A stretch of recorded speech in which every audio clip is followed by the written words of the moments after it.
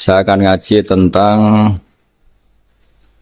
betapa mudahnya berbuat baik dan betapa mudahnya bersosialisasi yang jadi kebutuhan sosial masyarakat. Kemudian di saat yang sama sebagai kebaikan menurut Islam. Ini saya baca kitab yang sangat otoritatif, yaitu kitab Sahih Muslim, di mana kita tahu dalam Islam pegangan ahli sunnah wal jamaah, juga pegangan ulama seluruh dunia adalah Al-Kutubus Sittah, kitab 6, diantaranya yang hadis Bukhari Muslim. Di sini ketika Nabi ditanya tentang beberapa kebaikan, yaitu dari pertanyaan ayul a'mali afdol, amal apa yang terbaik, di antaranya Nabi menyebut sekian: iman billah, iman kepada Allah Ta'ala. Kemudian ini yang penting dilakukan semua pemimpin, oleh bupati, oleh wakil bupati, oleh seluruh pemimpin, baik struktural maupun kultural, maupun pemimpin kecil, yaitu di keluarga. Yaitu Nabi ngendikan di antara misi Islam adalah memperdekakan budak. Kemudian ada yang lagi tanya lagi, fa'illam af'al. Lalu dari sekian kebaikan yang butuh biaya itu saya tidak mampu melakukan ya Rasulullah. Kalau nyumbang masjid saya tidak mampu. Kalau berbuat bikin fasilitas umum saya tidak mampu. Ada yang sekian pertanyaan dari sahabat, kalau misalnya kebaikan yang butuh biaya kami tidak mampu, termasuk di sini disebutkan kemampuan berhaji, kemampuan zakat, kemampuan sedekah. Kalau semua itu kami tidak mampu ya Rasulullah.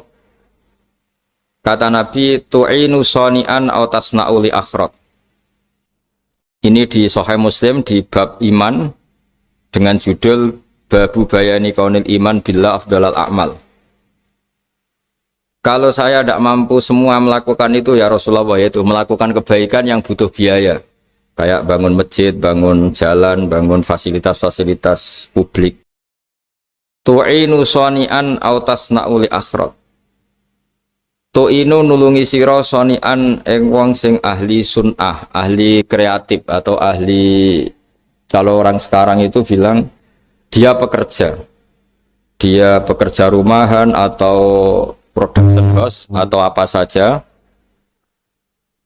Autas nauli akhraq, atau kamu membantu orang yang tidak punya pekerjaan.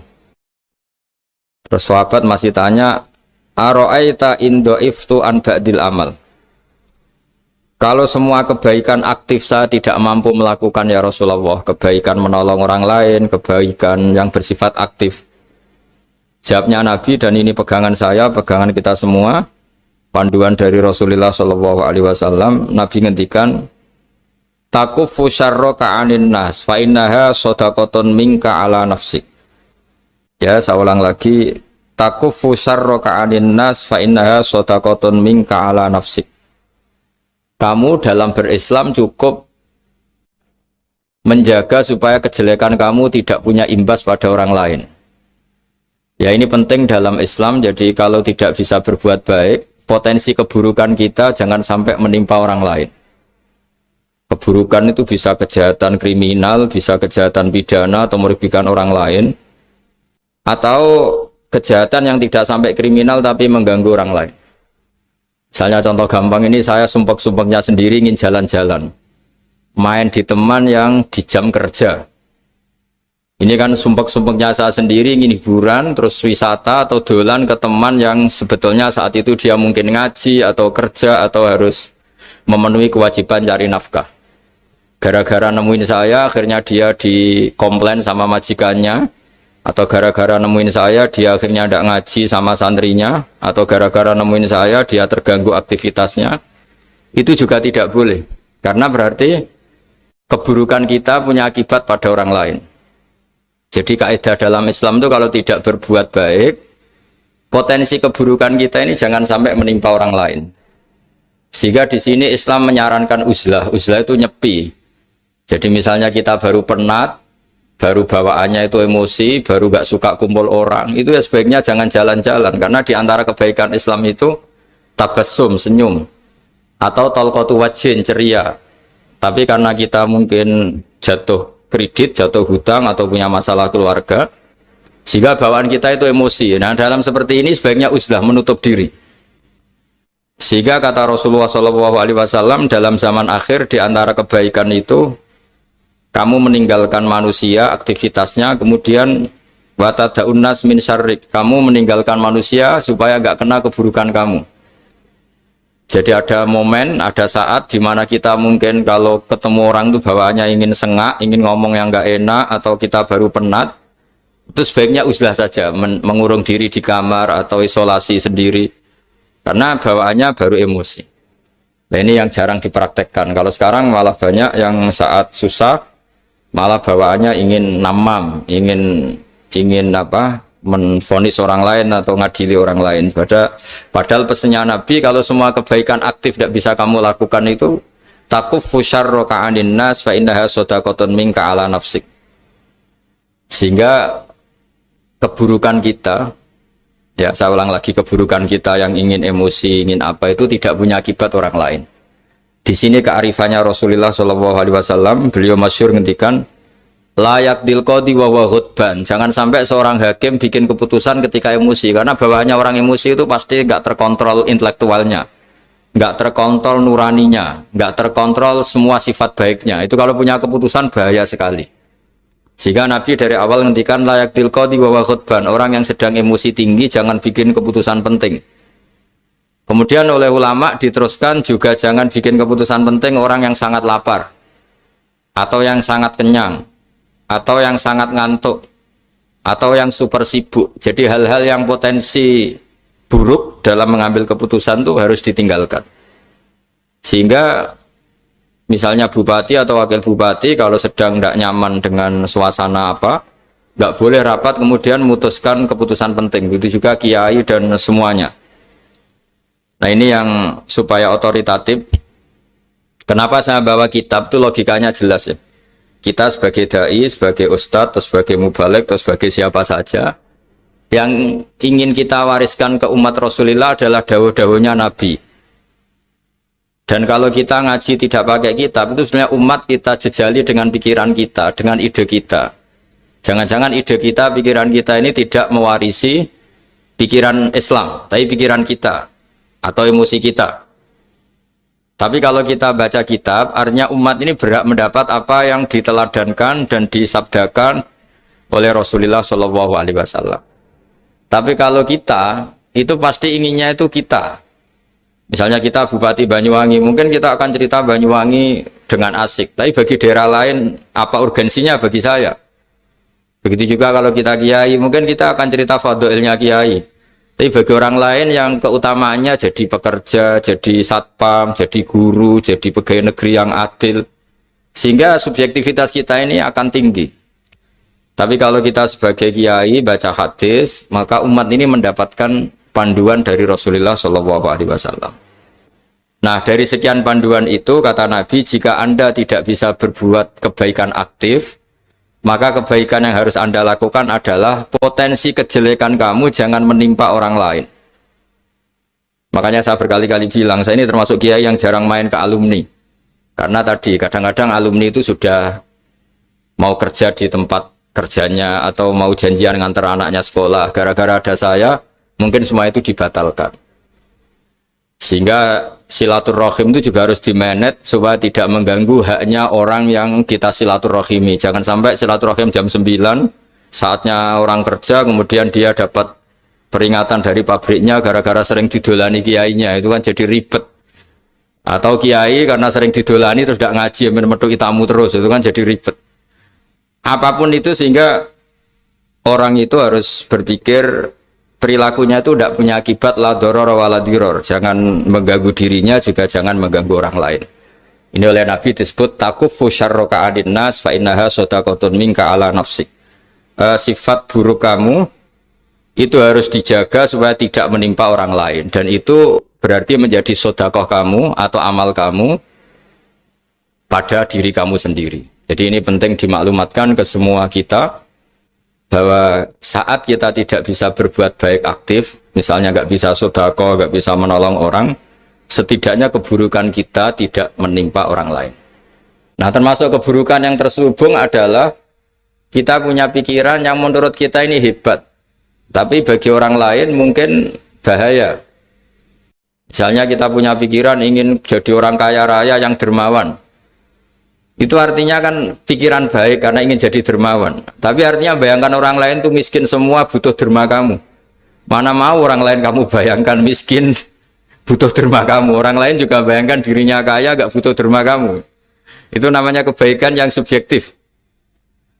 Kamu ingin jadi kiai yang ngajarin orang banyak. Oke, itu baik. Tapi kan berarti kamu bayangkan orang lain gak bisa ngaji terus kamu saja yang bisa ngaji sehingga kamu yang ngajarin.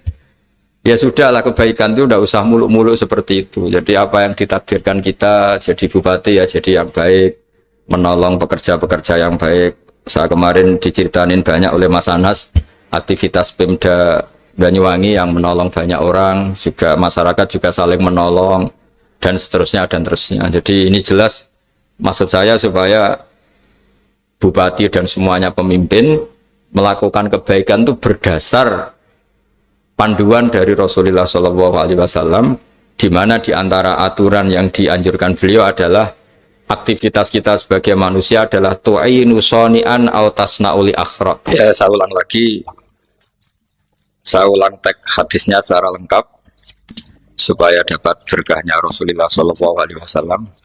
Ada beberapa pertanyaan dari sahabat, ya Rasulullah, jika saya tidak bisa berbuat baik yang berbiaya atau tidak bisa berbuat baik yang aktif, apa yang saya harus lakukan? Nabi ngendikan tu'inu shani'an aw tasna'u li asra. Kamu membantu orang yang pekerja atau kreatif, orang-orang yang kreatif atau pekerja apa saja kamu bantu, dan bantu orang yang tidak punya pekerjaan. Terus ditanya lagi, qultu ya Rasulullah ara'aita in dha'iftu an ba'dil amal. Bagaimana kalau itu pun saya tidak bisa ya Rasulullah? Terus Nabi ngendikan tafuqifu syarraka anin nas fa innaha shadaqatun minka ala nafsik. Yang penting keburukan kamu tidak menimpa ke orang lain, dan itu bagian dari sedekah kamu. Nah, perlu saya ingatkan ke semua kita lah. Makanya pentingnya membaca umat Islam dengan ilmu ushul fikih. Saya berkali-kali bilang, jika ada seseorang tidur, itu jangan kamu baca sebagai tidur yang meninggalkan tahajud, meninggalkan sholat qiyamul lail, meninggalkan wiridan di malam hari. Tapi juga bacalah saat itu dia tidak dugem, tidak maksiat, tidak narkoba. Sehingga barokahnya ilmu itu ada respek pada umat Islam yang tidur. Karena tidur itu juga ada fungsi meninggalkan sekian maksiat, sekian kriminalitas. Tapi kalau kita kulino tidak baca dengan ilmu, maka melihat orang tidur itu ya kayak meninggalkan tahajud, meninggalkan wiridan, meninggalkan qiyamul lail, sehingga bawaannya kita ini akan kurang respect. Tapi kalau kita membacanya dengan ilmu, orang yang tidur di malam hari, maksudnya ya sudah sholat isya, itu ada sekian potensi maksiat yang dia tinggalkan. Dia tidak ngerasani orang, tidak adu-adu orang di medsos, dia tidak dugem, tidak meninggalkan. Pokoknya ada sekian kebaikan dalam saat tidur itu. Ini barokahnya ilmu. Tanpa ilmu kita tidak bisa respect seperti ini. Karena bawaannya akan, oh ini malam-malam tidak tahajud, tidak wiridan, tidak apa. Tapi kalau kita dengan ilmu, itu akan membaca dengan tidur, artinya orang tidak maksiat, tidak dugem, tidak ngerasanin orang, tidak ngata-ngatain orang. Nah di sini Sadaqallahul Azim ketika ngendikan wa min ayatihi manamukum billaili wan nahar. Termasuk ayat Allah itu orang tidur. Maksudnya tidur yang dengan dimaknai positif tadi, bisa istirahat, bisa meninggalkan maksiat, bisa apa-apa.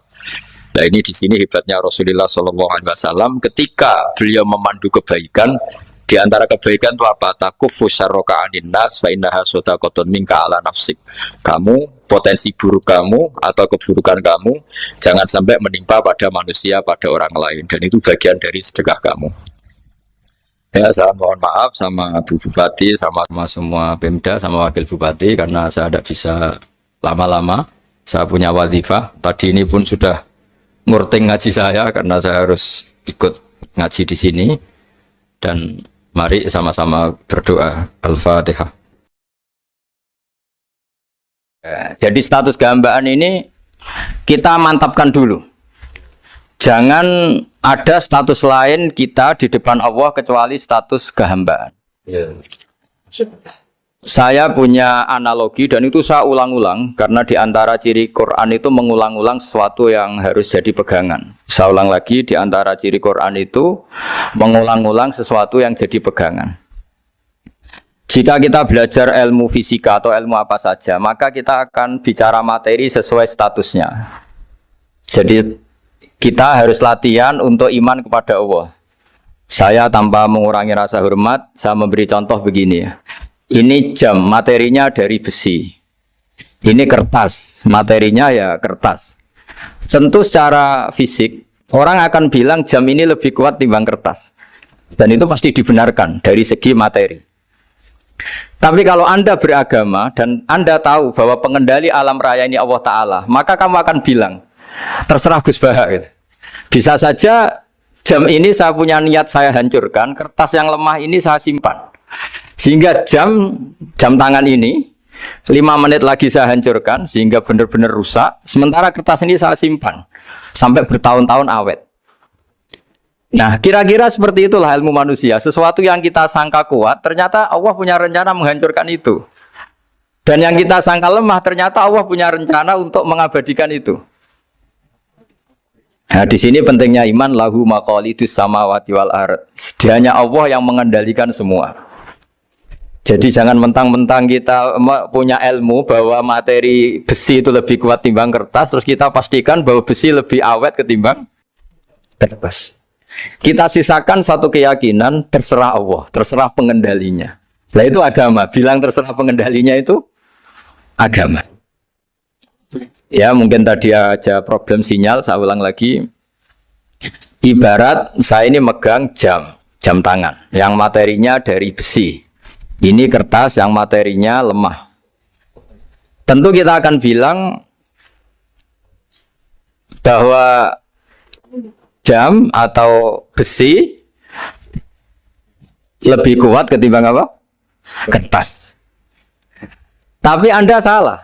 Anda harusnya ngomong bahwa terserah pengendalinya. Bisa saja saya punya rencana menghancurkan besi ini sehingga 5 menit lagi hancur. Dan saya ingin mengabadikan kertas ini saya simpan di tempat yang aman. Nah kira-kira agama itu bukan anti ilmu, sehingga agama boleh kamu mengatakan besi ini lebih kuat ketimbang kertas. Tapi harus kamu tambahi dari segi materi. Tapi kalau dari segi pengendalinya, maka kita jawab terserah Allah Subhanahu wa Ta'ala. Nah ini di sini pentingnya beragama. Jadi meskipun Mars tuh kayak apa kuatnya, bumi, gunung kayak apa kuatnya. Ternyata gunung yang kita kira kuat, ternyata nyimpan magma yang potensi meledak. Yang gunung kecil, yang kelihatan dari pasir kecil yang tidak berdaya, ternyata nggak nyimpan magma, jadi nggak direncanakan untuk diledakkan. Itu, nah, agama itu seperti itu, yang disebut di surat Yasin, misalnya Allah itu siapa? Biyadihi malakutu kulli, yang dalam kendalinya itu semuanya di alam raya ini. Sehingga di kehidupan nyata juga sama. Ada orang yang nekuni ilmu ekonomi, tapi miskinnya Masya Allah. Ada yang gobloknya Masya Allah tapi kaya. Ada kiai yang punya doa banyak, hidupnya biasa. Yang nggak punya doa kaya. Itu saya pernah baca di sebuah hadis qudsi. Ada riwayat begini. Nabi Musa ketemu Allah ditanya. Limadza kata Allah. Kenapa saya memberi rezeki orang yang bodoh? Mak itu orang yang bodoh sekali. Kadang tak ciptakan dia jadi orang kaya. Dan yang pintar ekonomi kadang tak ciptakan jadi orang miskin. Si Nabi ini tanya, kenapa ya Allah? Supaya dia tahu yang mengendalikan rezeki itu saya, bukan ilmunya dia. Katanya. Jadi banyak orang, misalnya kita yang pintar, dipekerjakan orang yang nggak pintar. Yang punya pabrik tidak pintar, mengerjakan orang yang pintar. Jadi ya kira-kira agama itu seperti itu. Sehingga dalam kita beragama itu yang paling ditekankan itu tawadhu. Tawadhu itu merasa sopan atau memang sopan betul. Kalau dalam Ihya disebut sekiranya Anda tidak bisa tawadhu secara rasa, tawadhulah secara ilmu. Saya ulang lagi ya, sekiranya Anda tidak bisa tawadhu secara rasa, tawadhulah secara apa? Ilmu. Karena ilmu itu akan abadi. Saya beri contoh begini, saya ini kan misalnya kiai di kampung saya atau di kecamatan saya. Saya mungkin bisa merasa hebat karena saya tokoh di sini. Tapi pastikan sebelum ada saya yang bernama Baha ini, agama sudah jalan. Dan di daerah lain yang nggak kenal saya juga agama sudah jalan. Betapa tidak pentingnya saya di kawasan-kawasan yang nggak butuh saya atau di era yang sebelum ada saya. Nah dengan ilmu seperti itu orang pasti tawaduk karena dia tahu daerah yang nggak ada saya ternyata ya ada masjid, ada agama. Periode yang sebelum ada saya juga agama jalan. Sehingga kita tidak kumo luhur, wah kalau nggak ada saya agama nggak jalan. Zaman Wali Songo tidak ada saya agama ya jalan. Ekonomi juga gitu.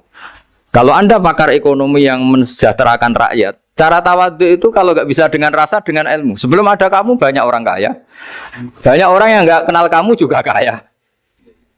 Banyak periode yang saat itu udah ada Anda juga kaya. Berarti Anda ini tidak siapa-siapa. Makanya saya pernah didatangin seorang profesor. Ini kisah nyata. Gus, sebetulnya saya dengan bapak saya itu pinter mana. Bapak saya itu tidak tamat SD, tapi saya bisa profesor. Saya ini profesor, anak saya naik kelas saja sudah senangnya bukan main. Setidaknya ini orang bodoh bisa menciptakan orang pinter. Yang orang pinter kesulitan menciptakan orang pinter lagi. Nah, kalau kita tidak bisa tawaduk secara rasa, tawaduklah secara ilmu. Ikhlas juga gitu, saya sering ngajarkan ikhlas di beberapa kesempatan ngaji. Kalau Anda tidak bisa ikhlas secara rasa, ikhlaslah secara ilmu, pasti bisa, bukan mungkin bisa, pasti bisa. Secara ilmu, makanya di Quran disebut fa'lam annahu la ilaha illallah. Ilmu, fa'lam itu dari kata ilmu. Saya beri contoh, saya mulai kecil sampai sekarang saya sekitar umur 50 tahun. Mulai kecil sampai sekarang itu ya bilang kalau kertas ini putih. Itu ya ada yang gaji, ada yang bayar. Tapi saya selalu bilang kertas ini putih. Yang hitam ya saya katakan hitam, yang merah saya katakan merah. Kenapa? Karena itu fakta. Saya ulang lagi, karena itu fakta. Sehingga saya untuk mengatakan putih tidak perlu ada yang bayar. Sehingga ketika kita latihan sholat, latihan ibadah, dan mengakui Allah itu sebagai Tuhan kita akan malu. Loh, faktanya Allah itu kan Tuhan. Mau mengatakan fakta kok minta upah ini gimana? Kita mengatakan Allah Tuhan itu sama dengan mengatakan kertas ini putih. Sama-sama itu fakta. Sama seperti saya mengatakan Pak Jokowi itu presiden kami. Itu kan fakta. Masa nunggu kalau dikasih BLT katakan presiden, kalau enggak ya enggak. Itu kan ribet jadi. Pak Manut misalnya rektor UGM. Mbok saya enggak digaji di sana atau enggak kerja di sana bilang kalau beliau itu rektor. Pak Ganjar gubernur Jawa Tengah. Mbok saya dikenal apa enggak ya beliau tetap gubernur. Lama sekali kita mengatakan fakta itu ikhlas. Ikhlas itu artinya enggak minta apa-apa. Karena kita ingin ngomong sesuai fakta. Nah Allah Tuhan itu fakta gitu. Nah kenapa untuk mengatakan Allah Tuhan nunggu? Dah saya ini Tuhan kamu. Ya nunggu dulu Gusti, kalau engkau masukkan kami ke surga, engkau Tuhan. Kalau enggak ya enggak jadi. Tidak bisa seperti itu. Ya Allah tetap Tuhan. Nah, kalau Anda tidak bisa ikhlas secara rasa, ikhlaslah secara ilmu. Ilmu ya tadi kita akan selalu bilang yang putih, putih, yang hitam, hitam. Makanya ini pentingnya ilmu. Tawaduk juga gitu. Kalau Anda ditakdir orang yang GR, yang gede rumongso, ditakdir orang yang kumo luhur, secara rasa bisa dilawan secara ilmu. Ada periode di mana sebelum ada kita yang kaya ya banyak, yang dapat hidayat ya banyak, yang terpelajar ya banyak. Ada daerah yang nggak kenal kita, nyatanya pendidikan di situ jalan, sistem sosial baik. Betapa tidak pentingnya kita. Nah ini nanti memaksa kita atau melatih kita untuk tawaduk. Nah dari hikmah ilmu itu kemudian kita minta maaf sama orang lain itu mudah. Karena kita sadar bahwa adanya kita ini problem. Saya sering digojlok orang-orang kaya. Orang-orang kaya itu ya kadang agak kurang ajar tapi nggak bisa dibantah. Begini, pernah tanya saya gini, Gus, saya ini punya mobil mahal, harganya 2 miliar. Kayaknya yang berak pakai jalan raya saya kan. Bisa, bayarnya pajak saya mahal. Sehingga kayaknya paling pantas saya. Yang naik ontel itu kan nggak bayar pajak. Harusnya nggak boleh pakai jalan gitu. Terus saya bilang, mbah-mbahnya yang naik ontel itu pejuang, bapak kamu enggak kata. Kamu enggak warisnya kata. Artinya ada teori dalam kitab hikam itu kitab tasawuf dalam pesantren. Itu kebaikan saja di soal.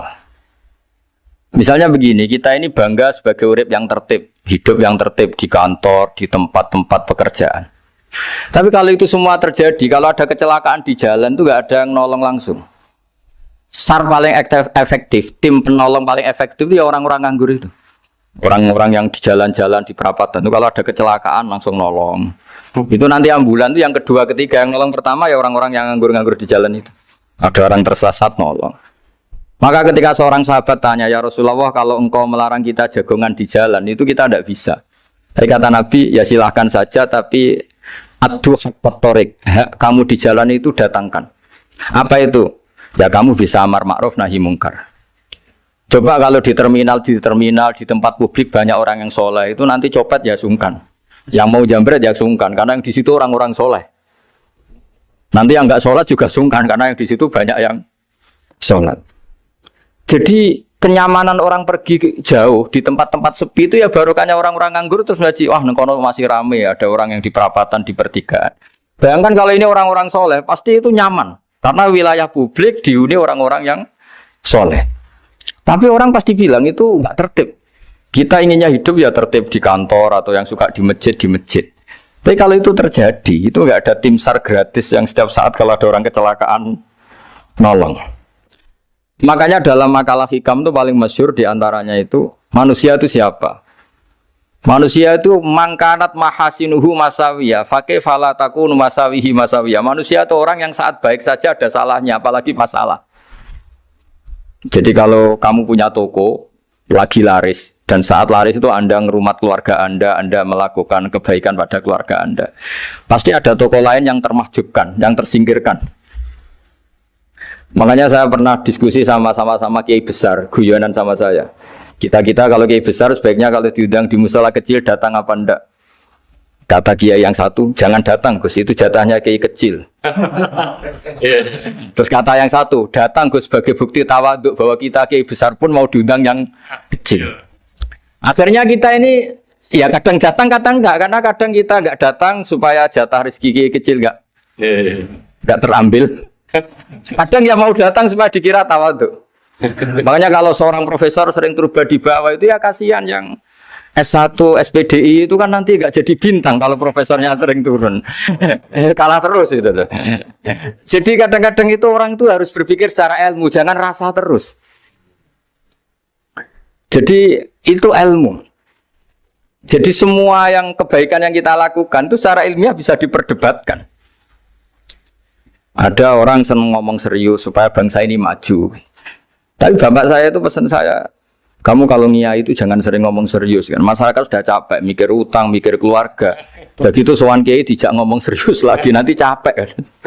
Sehingga kiai dulu itu kalau ketemu orang ya guyon terus. Karena tahu masyarakat sudah capek. Sudah banyak yang takut tanggal kredit gitu. Sudah takut tanggal kredit, takut problem sowan kiai diancam neraka lagi, itu kan ketakutan berkali-kali. Jadi makanya ini kan kebaikan itu dievaluasi karena kita tidak nabi, tidak wali. Jadi kalau kata hikam itu apa yang Anda kira baik itu ada masalah, apalagi sedang masalah. Saya sering cerita ada orang suami istri harmonis sekali. Itu tanyakan ibunya, pasti mulai gak peduli dengan ibunya karena terlalu harmonis dengan istri. Tapi itu pasti bukan mungkin lagi. Jadi jangan tanya istrinya, tanya ibunya. Oh, jok nikah lupa saya. Ngalor ngidul sama istrinya. Tanyakan temannya. Wah, itu jok nikah lupa temennya. Tapi yang baik sama teman, tanyakan istrinya. Jatah belanja untuk ngopi.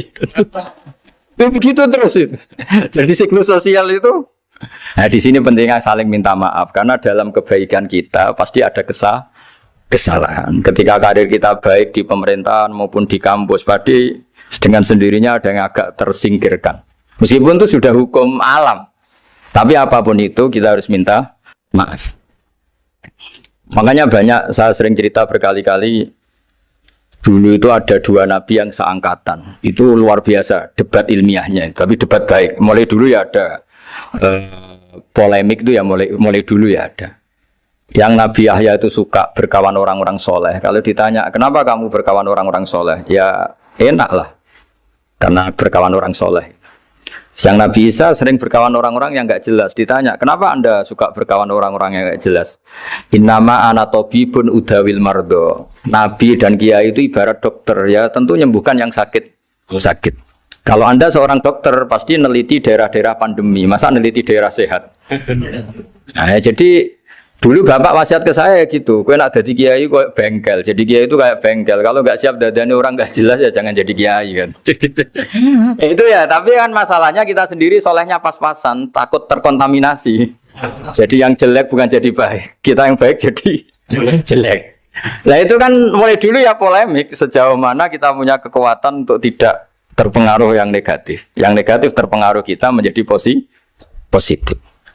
Jadi ini cerita-cerita sawalan bahwa dalam kebaikan kita itu ada kesalahan. Maka kita tetap istighfar, tetap saling minta maaf. Dulu bapak saya kalau diceritain ada seorang kiai sampai sepuh jadi imam masjid, istiqomah sekali. Dulu bapak saya itu guyu. Ya istiqomah, tapi wong liya terus ra iso dadi kader. Jadi calon-calon kiai ini sudah putus asa karena nggak pernah punya kesempatan jadi imam. Jadi di balik istiqomah itu ya ada memahjubkan orang lain. Makanya alhamdulillah di Indonesia itu ada pegawai pensiun. Kalau enggak habis itu. Karena yang anyar-anyar itu mesti ini kurang pengalaman, ini kurang senior. Tapi barokahnya ada pensiun kan gantian. Tapi masalahnya di dunia kiai itu udah ada pensiun. Tambah sepuh tambah mantap, tambah sepuh tambah mantap. Nah itu sebaiknya ya mulai mundur-mundur sedikit dari imam masjid itu. Ya nyari-nyari yang lain lah supaya ada kaderisasi, ada. Jadi intinya itu di balik kebaikan yang kita lakukan pun itu ada masalah sehingga kita butuh istighfar. Di sini pentingnya dawuhnya para wali-wali, dulu ada istilah wastighfaruna yahtaju ilal istighfar. Ketika kita minta maaf, sebetulnya minta maaf sendiri itu butuh minta maaf lagi. Minta maaf lagi itu butuh minta maaf lagi. Misalnya saya dengan Mas Hilmi ini akrab, pernah pakai uangnya misalnya. Itu kadang kita bayar itu malah tersinggung, kok kayak orang lain saja bayar. Minta maaf juga gitu, kalau kamu punya teman akrab, terus minta maaf resmi itu tersinggung. Kayak wong liya ae jaluk sepuro. Jadi kadang jaluk sepuro itu malah masalah. Itu kan sama, kamu punya teman akrab terus kalau mau main, assalamualaikum, saged masuk napa boten, angsal boten. Boleh enggak main. Itu mesti teman kamu tersinggung. Kok kayak orang lain saja. Artinya ketika Anda merasa benar karena protokoler ketika masuk ke teman, ternyata itu salah. Teman kamu maunya enggak protokoler karena sudah akrab. Tapi ketika kita merasa akrab, ternyata selonang-selonang dianggap problem, kita tidak pernah tahu. Nah di sini kata ulama-ulama, minta ampun itu kebutuhan manusia, karena dalam kebaikan kita pasti ada kesalahan. Makanya disebut wastighfaruna yahtaju ilal istighfar. Kita selalu diajari Rabbana dzalamna anfusana, ya Allah, kita ini selalu mendolimi diri kita sendiri. Jadi saat kita baik pun ada unsur kesalahan. Yaitu tadi, kalau Anda jadi orang pasti ada yang termahjubkan. Kalau Anda kiai besar atau profesor atau pejabat turun ke bawah. Ya kalau gubernur turun terus ya bupati gak jadi bintang. Kalau saya kiai besar misalnya turun terus ya kiai kampung itu ya kasihan. Saya pernah diundang Manakipan tidak datang itu kiai kecil bilang, matur nuwun Gus gak teko. Aduh iwake gak untuk saya katanya. Barokahnya saya ada. Itu lucu ya, matur nuwun betul. Matur nuwun Gus jenengan gak dugi jadi. Akhirnya jatah besarnya untuk saya. Nah, tapi yang punya rumah komplain. Gus udah ngeratau teko PP aku wong cilik. Nah ini saya harus mendahulukan versi Soibul Bait yang punya rumah apa versi Kiai yang termahjubkan. Artinya pilihan apapun saya harus istighfar karena ada saja unsur salahnya. Ya makanya ini kan, makanya ya saya minta UGM juga saya sering undang saya terus, nanti dikira karena kampus besar Gus Bak mau juga keliru lagi.